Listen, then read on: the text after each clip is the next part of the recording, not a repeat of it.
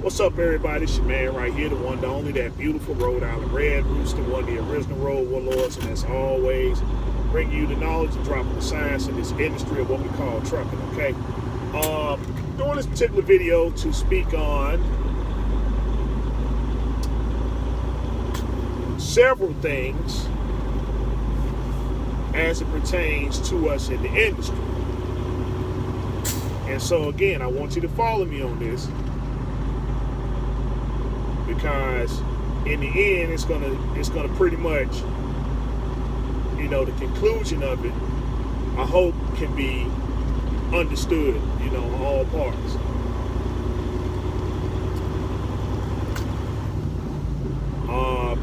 First thing, good health and strength.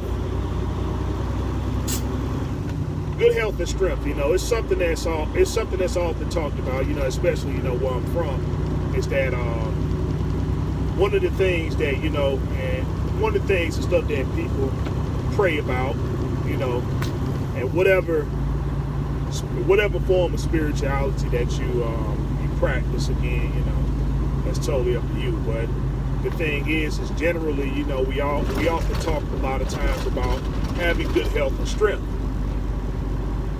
Because having good health and strength is almost it's better than being wealthy, because if you have good health and strength, then you have the opportunity to move towards wealth, finance, or any other thing that you pursue, which hopefully will be something constructive.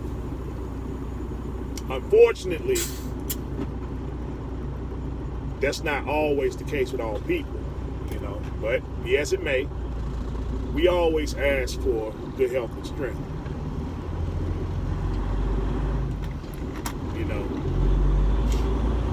Because with good health and strength, again, all things are achievable.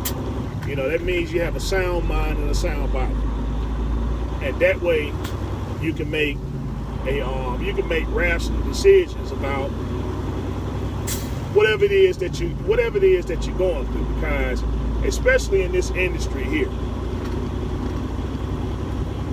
this job requires a big sacrifice. It doesn't matter whether you're home every day, every other day, home on the weekends, or whatever, This job requires a sacrifice, because it's the possibility that you might not make it back in the time you're supposed to. It's not your normal 9 to 5. It's not your normal 9 to 5 gig.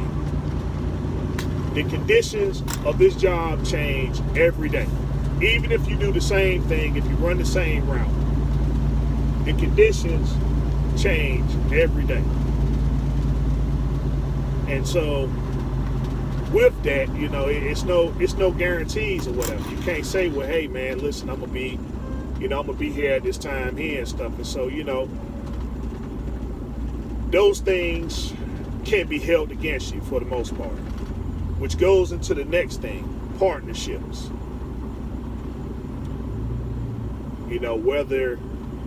Whether it's business or whether it's personal. One of the things that I learned, unfortunately I had to learn the hard way, is that whatever partnership you go in, you got to treat it as a business. If you're in a business partnership, then of course that's it's self-explanatory. But when you go into a relationship or something personal, you still got to treat it like a business. That's one thing I learned, is that if you want to be successful in your relationship in this industry, you're going to have to treat your relationship like a business. And this is why a lot of times and stuff, people don't, they say, well, marriages and stuff are down, because when you look at the aspect of marriage, you see that, well, okay, everything is one-sided. And so when something is one-sided, you're not going to want to participate in it, especially if the benefits of the one-sidedness is against, it's not playing to your favor. Now, of course, if it is playing to your favor, then, you're going to be strongly in favor of it. But for the most part, And so I'm speaking to the men on this.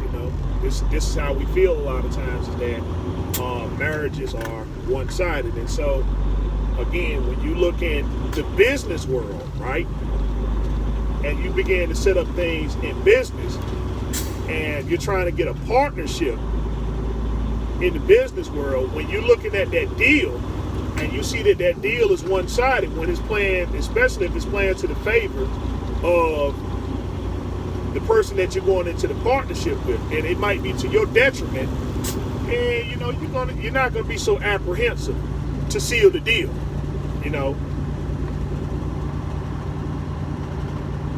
So we think a lot of times, emotionally, because we are emotional people, and we say, well, when is a time and stuff for it to be emotional? And it has its time and place. Unfortunately, when business is involved, right? When business is involved and stuff, because when you get into a relationship, especially if it's something personal, you're going to have things that pertains to business. There's nothing emotional about it. If you purchase a car, if you purchase a house, furniture, insurance policies, the list goes on and on. These are things that are based upon making a business decision. It's based upon making a business decision. And so, making this business decision, you can't be emotional. If you're going down there again looking for a house, or you're looking for a car, when that salesman is looking at you and they see you, okay, you're emotional, and you're usually gonna go for a deal that's not gonna be to your benefit. You're just ready to sign on the dotted line because you're so giddy about getting this house or this car, and you don't know that, man. Hey, you might sign up for a deal with no negotiating, and you probably got a super high interest level. But it's like, when reality kicks back in and say, well, hey man, okay, I should have looked at this thing from a business perspective. You see, everything that you're involved in consists of business. And so, that's just the proper way. That's just the proper way to be. Yeah, of course. Yeah, you have your times where you can be emotional, as long as business is not involved. As long as business is not involved, which unfortunately it's not very often. So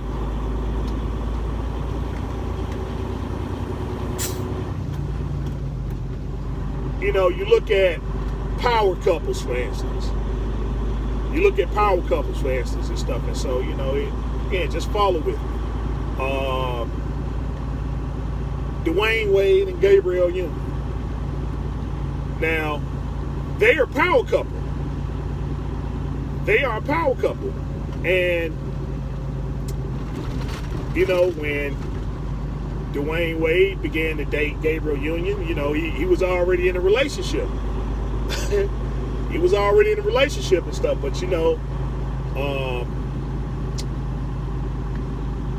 Gabrielle Union was looking at Dwayne Wade and stuff, from an emotional standpoint, but she was also looking at it from a business standpoint. And how you know this and stuff is because look at the things that they have accomplished by them being together. It's not something that's one side and stuff. She's not living off of she's not living off Dwayne Wade's accolades, and vice versa. They work together as a unit, a partnership. Because see, business is involved and stuff. They know that, okay, yeah, they might feel their way and stuff emotionally, but a lot of things are tied into this business of what we do. And so we got to get these things intact. She's seen the potential of business. Now, the woman that was with Dwayne Wade, she didn't look at it from a business perspective. So what happened is that the person with business perspective came in and turned them on the game and say, man, listen, I understand we doing, our thing and stuff like that, but you need to start looking at your assets, looking at your net worth and stuff like that, and start diversifying some of the things that you do, right? Diversifying it and turning it into wealth, because I mean, you're a powerhouse. And again, by doing that, they began to, their ventures and stuff like that. I forget their net worth, but you see the commercials and stuff that they're in. They both with Gatorade.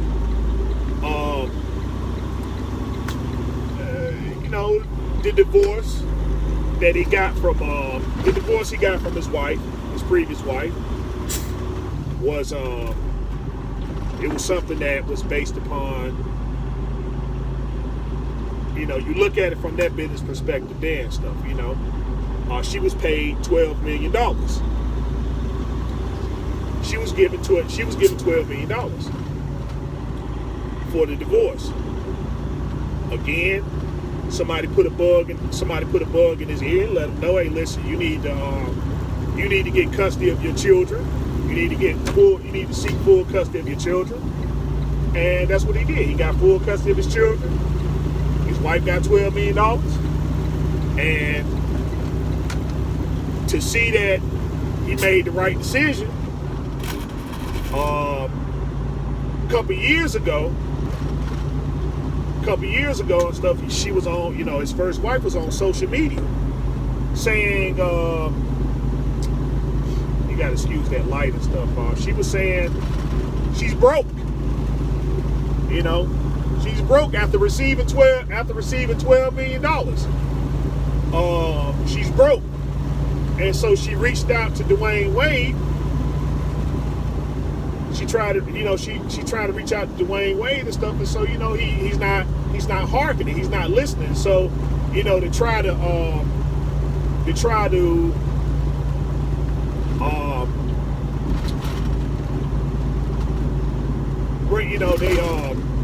to assassinate the character of him and stuff. They said, oh well, Dwayne Wade's cold-hearted because I was his baby mother, I was his first wife and stuff like that, and he see me struggling, and he sees me struggling and stuff, and he won't give me any money. But again, looking at it from a business perspective, I mean, he has full custody of his children. He has a divorce, and in that divorce, she was awarded $12 million for the divorce. Now a divorce again is something based upon business. There's nothing emotional about it. It's business, because you look at everything that's attached to divorce. It's ending a partnership, and so when you're ending the partnership, you're now having to split up all the assets of what you have, because in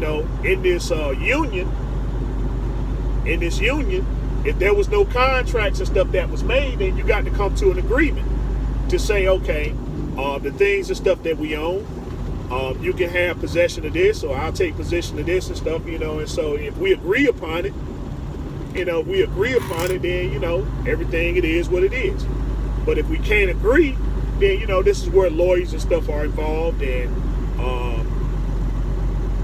they go to the legal proceedings and stuff, and so then the judge will have to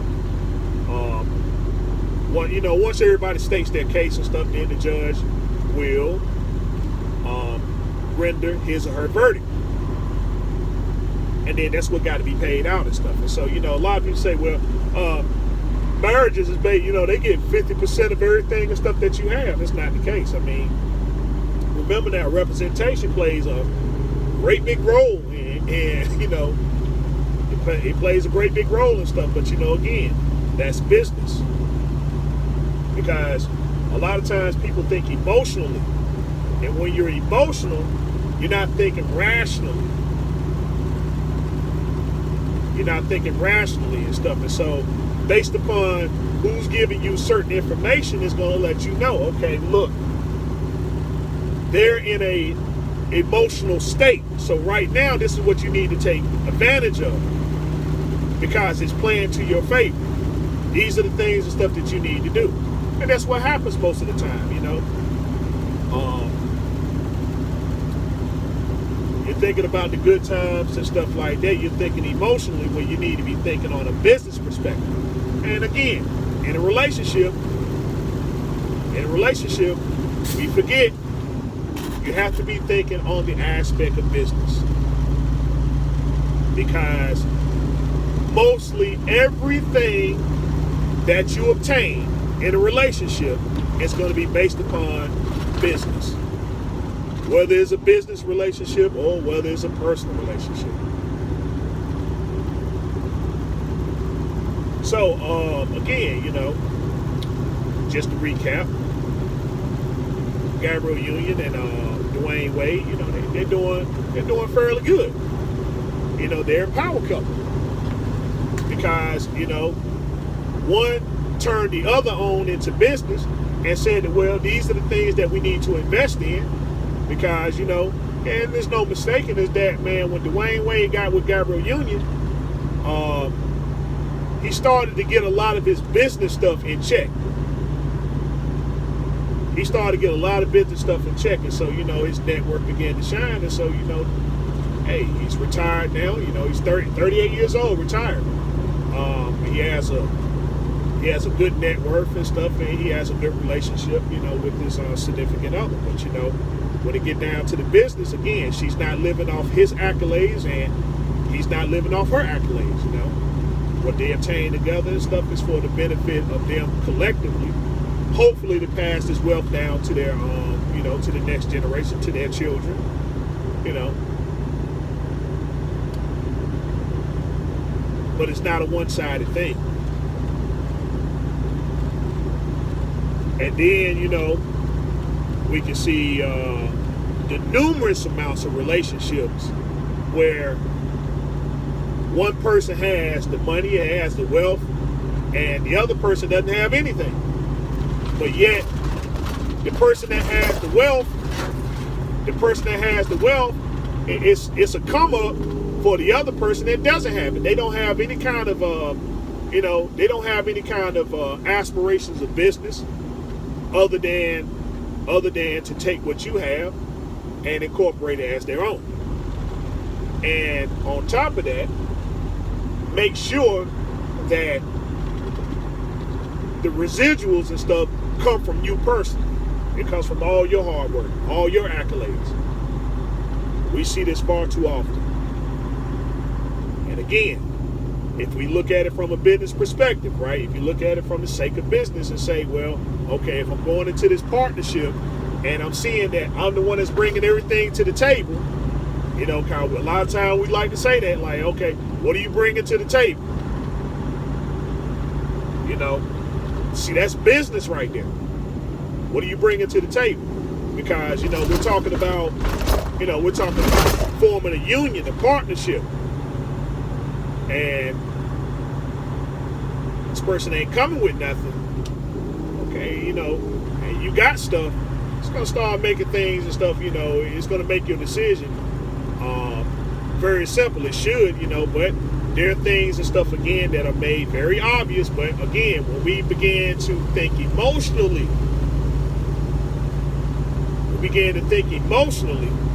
and not from a business perspective, we compromise ourselves. And these things is what play into your good health and strength. These things play into your good health and strength. I myself was a victim of that far too often. And I'm going to tell you, is that how you know when you're a victim, again, when everything is one-sided, when everything that's based upon a partnership is all one-sided, you're seeing that other people are benefiting and you yourself are not benefiting at all, but you're the one that's stepping with the best foot forward. It's time to start looking at things logically, you know. putting it on the back burner and all that stuff there and saying that, well, hey, things are going to just work itself on out. It never works out like that. This is not a fantasy dream world. This is the real world. And let me tell you step by step what's going to happen. If you continue to ignore a very obvious thing that's going on, then that thing that's a problem is only going to continue to grow to a point to where it's affecting your very good health and strength. And we don't think that these things and stuff aren't important. Like, well, we feel invincible because of our youth. We feel invincible because of our youth, even though we say, well, I don't drink and smoke. I watch the things I eat, I exercise. But the mind is a very, very dangerous tool if used incorrectly. Your mind can be your own worst enemy. Because if you got it in your mind, especially if it's going to be something counterproductive, if it's in your mind, then everything else is going to follow. And it's going to start affecting your good health and strength. And again, we all think a lot of times, okay, I eat the right foods, I exercise, I don't engage in drugs and all types of paraphernalia. Then you wind up having a stroke anyway. You wind up having a heart attack. What do you think depression is? What do you think depression is? Depression isn't based upon a person taking any kind of alcohol or drugs or whatever. Depression is setting in because of things that happen with life. And it's a position that's in your mind.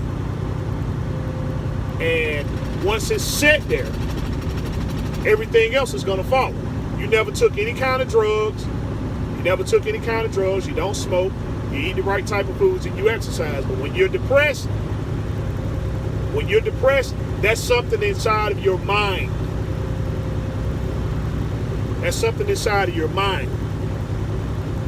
It will affect you worse than any drug and any alcohol, because that's what leads to those addictions. Because what you're trying to do, you're trying to get away from that feeling. You're trying to get away from this feeling that you can't put your hands on. It's not like a switch or whatever to switch it on and off. It's not something that you can put your hands on and say, well, okay, I'm gonna cut it off. It's inside the mind. And where it comes from is a series of things that go on that are very obvious, that a person says that I should do something about, but you put it on the back burner till later. Your mind is like everything is built based upon the human body, and so it's just like a computer. You opening up too many files. You're not closing the files. You're just keeping them open, and they keep running. And what's going to happen is going to start slowing. It's going to slow your processing down. You're not going to be able to think properly about certain things, which affects your good health and strength. And once you got too many files open,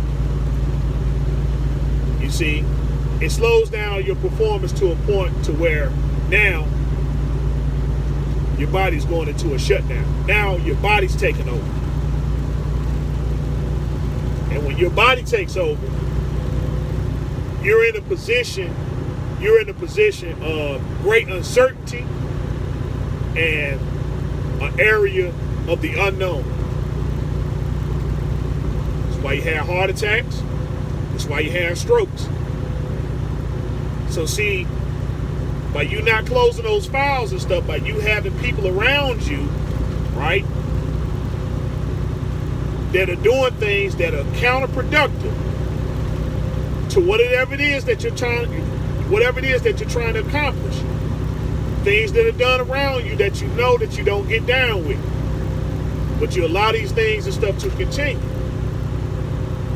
Well, you know, the obvious thing to do is to close that file. But you keep it open. The people that's around you, they're showing you. You know, the ones who love you are letting you know that those things and stuff around you, those things and stuff that are around you that you are participating in, the things that are in your circle, is affecting you. It's affecting your performance, your good health and strength. Because they see that you're not the same person. You're not the same person. You're not that same person, man, that we used to hang out with and, you know, used to have fun and stuff. The same person I used to come to for advice, for wisdom, for upliftment. Because of you not closing those files and stuff and just keeping these things open in hopes that it's just going to fix itself. It will, but it's going to fix itself in a way that you're not going to like.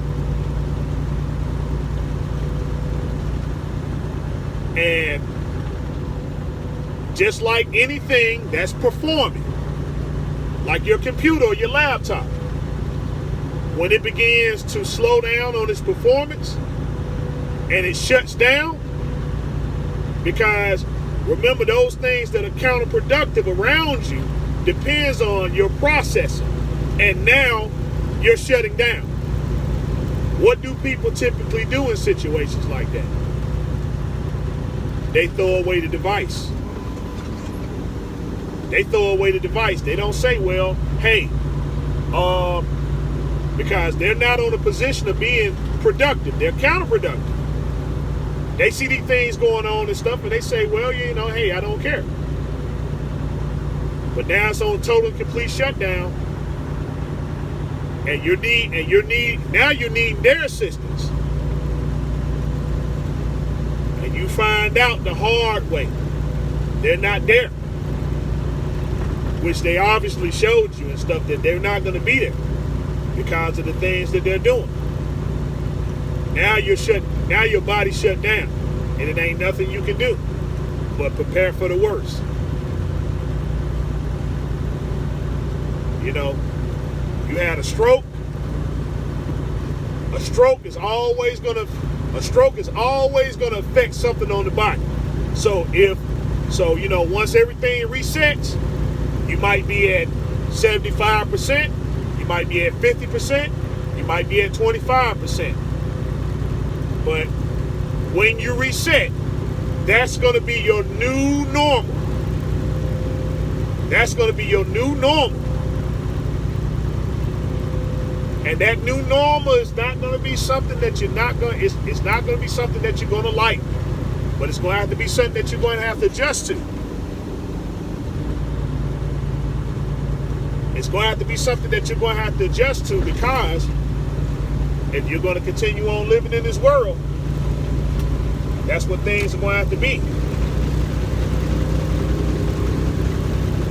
And with that, again, you might be at 75%, you might be at 50%, you might be at 25%. But usually when you're at that type of processing right there, the very things that are counterproductive, they aren't going to stick around. When you land in that hospital bed,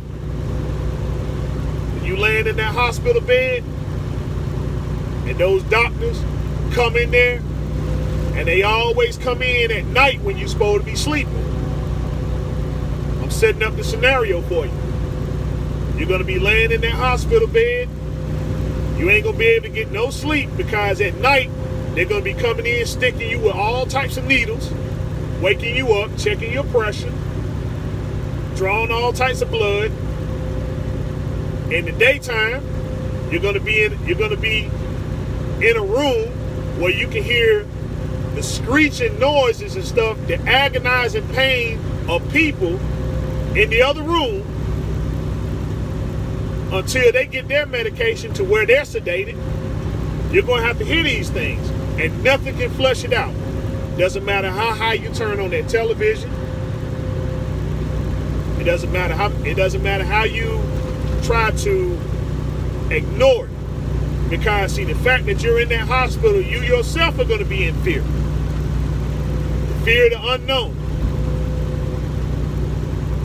People are going to be coming in there, in and out, and you're going to be asking questions, and they're going to be telling you, we don't know what's going on with you, but we're going to try to find out. You don't know what's going on. Why half your body is shut down? Why is it you can't see anymore? I'm trying to speak, but words aren't coming out. They're not formulating. And you're sitting there in a panic. You got all types of tubes and stuff in your arms, in your mouth, in your nose. And then on top of that, there's nobody there. Nobody in the room. Nobody to sit there and talk to. And all you got is yourself. And your thoughts. And your fears. And then finally, the doctor comes in after all these examinations that they done, after drawing all this blood. The only explanation they can give you is that something happened. We don't know how it happened, but it happened. And your condition is going to be what it's going to be from now on. So if I can't use but half of my body, then that's it. You're going to have to get used to that. The only thing we can do is just get you prepared to deal with this new normal in your life, where at first you had a sound mind and a sound body, able to make decisions and stuff to say, well, you know what, hey, this partnership is something very counterproductive, so I don't want no parts of it. Speaking very rationally, not with anger, but in a position of concern, and in a position of concern, and a position of love. Because in this world, sometimes the things we love, the best thing that we can do is leave it alone. Set it free. That's the ultimate form of love that we can show. It's hard. Yeah, it's hard. But I'm gonna tell you what's harder is living with the fact that you had a stroke. Now you're disabled. You had a heart attack. You had a heart attack and stuff, and so your heart is now at 25%. So you can't engage in those things and stuff that you would like. You remember when you said that you wanted to go and do a lot of travel, and now you can't travel. A lot of things that you want to see and you can't see no more because you lost your sight. A lot of things that you want to experience that you could have experienced had you kept your good health and strength. But instead, you let the counterproductiveness continue. And again, that's one scenario. Some people wind up in prison. Some people wind up in prison for the rest of their life for doing something counterproductive. You're in prison for the rest of your life. You're probably sitting on death row.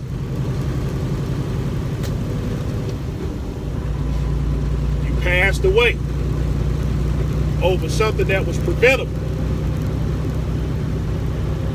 Over something that was preventable, but you let the anger, you let the despair And all these aspects of counterproductiveness invade your life to a point to where it affected your very good health and strength.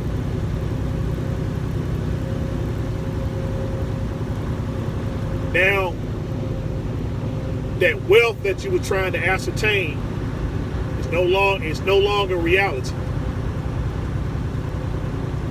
The people that you thought that was down for you, you're really going to see who they are. And the sad thing is that you can cut them off, but you can cut them off, but they actually cut you off. And on top of that, they just find somebody else and stuff to be counterproductive with. Move on to the next person. You know, not having your good health and strength will affect the things that you do rationally. You turn around, somebody gonna be eating your food. Somebody gonna be spending your money. Somebody gonna be sleeping in your bed. All those things and stuff that you work towards and stuff, right? That was on a partnership. Somebody else are gonna be enjoying those things and stuff, and there ain't gonna be nothing you can do. And it's gonna mess with you mentally to a point to where you might take action. And the action that you take is always gonna be something counterproductive. Where you can just say, you know what? I might be in this thing right now, so deep, but I got my good health and strength, and I'm cutting everything off right now. I'm shutting down all these programs that is messing with my good health and strength, because when I get out here on this road, I want to be affected. I want to be completely and totally affected. I want my eye on the prize. That's right, I'm going after wealth. I'm going after getting these cars. I'm going after getting these trips and stuff like that. I'm going to have a relationship that's based upon constructiveness. If it's not with you, then that's cool. But I'm cutting things off right here, right now, with you, because you are counterproductive. Because you'll do the same thing in this business. This business is not being very profitable. Every time I turn around and stuff, these invoices and stuff are coming in, and I did the assessment, and I find out that the person that I'm in partnership with is the one that's not doing what they're supposed to do. This partnership is over with. And the thing is that I ain't got too much to lose, because because if you were something productive, right? If you had something productive, we'll have something to go on. I wouldn't even be in this position. But I'm cutting off everything right here, right now. I'm going to take these L's. And stuff, but I got my good health and strength, and I'm going to take my sound body and my sound mind with this rational thinking and stuff. I'm going to reassess this situation right here, and I'm going to go another way. But you, I got to leave you behind. You can't come with me. Doesn't mean that you're a bad person. Doesn't mean that you're a bad person. It's just your level of thinking. It's just those things and stuff that you choose to engage in are not consistent with this business. It's one-sided. Because a lot of these things and stuff, man, that you're bringing into the business, I can do that by myself. I don't need no help to be a failure. I can just fail on my own by not doing anything. But I'm trying to excel. And I see that I also can excel on my own too. Doing this assessment, I'm seeing that the problem in this relationship is, of course, myself, for allowing the counterproductiveness to be involved in the things that I'm trying to ascertain. I am the ultimate problem. But I have the ultimate solution to the problem. And that is elimination. I have to eliminate you but I'm going to do it with a sound mind and a sound body. And I'm going to do things rationally and understand that, well, hey, look, in the business world and stuff, in the business world, you're going to have to take some L's and stuff. But the thing is that I gathered enough information to know that I won't take this route again. Which means that now, when I get things reassessed and when I get things started back up, I'm going to be ahead of the game.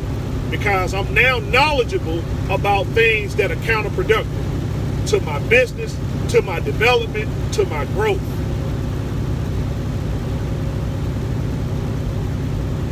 Keeping a sound mind, a sound body through good health and strength. As long as you have those things there, you will think rationally, you will do things rationally, and you will get to your goal, whatever it is. I just hope, I truly hope that the people on my page that are listening to this, I truly hope that those things that you're moving towards, you're being productive and not counterproductive. I hope that the things that you're moving towards is constructive. I hope that the things that you're moving towards is beneficial for the collective whole. It's good for you. It's good for the family. It's good for the next generation and the next generation and so on and so forth. Stepping with the best foot forward. Understanding that your sacrifices are not in vain.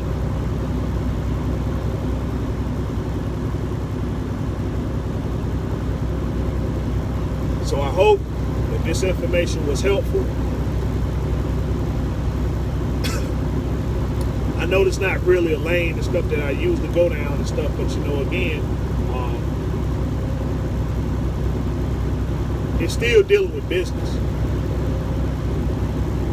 And not so much into trucking so much. I mean, you know, I tried to put as much of it in there I could, but you know, again, keeping good health and strength.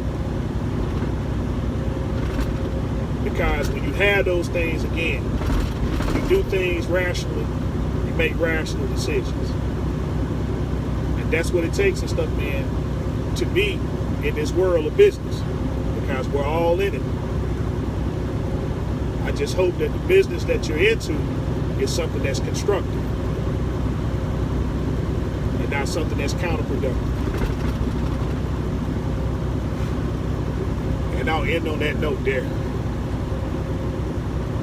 Guys, I got 952 subscribers. I got 952 subscribers. If I get 1,000 subscribers, I can go live. I am going to go live and the second I get these 1,000 subscribers. Again, man, I thank you guys for your likes. I thank you guys for the numerous amounts of subscriptions. The questions, just keep them coming. Guys, you know, just be patient with me and stuff, you know. Be patient with me and stuff like that. You know, I'll get to you. I'll get to you as soon as I can. Again, I just thank y'all guys and stuff for your time, your energy, because you could have been doing something else. You could have been, you could have been doing something counterproductive. And I hope that this right here can be an eye opener to let you know and stuff that, man, hey, look, move in the ways and do the things and stuff that are constructive. Don't be counterproductive. Hit me up on my Instagram page, which is Rhode Island Red Rooster 22. Rhode Island Red Rooster 22 on Instagram. Hit me up. My contact information is on my YouTube page. I do say that if you contact me, let me know what the subject. Text me first. Let me know what the subject matter is about, and that way, you know, I can get my tools and stuff together so that, you know, when we do talk, we can go into constructive dialogue. With that being said, it's your man here, the one and only, that beautiful Rhode Island Red Rooster. Telling you as always, continue to do your research, fact finding studies, honest on your skills every day. Until next time we talk, next time we meet, be safe, be easy, and peace out.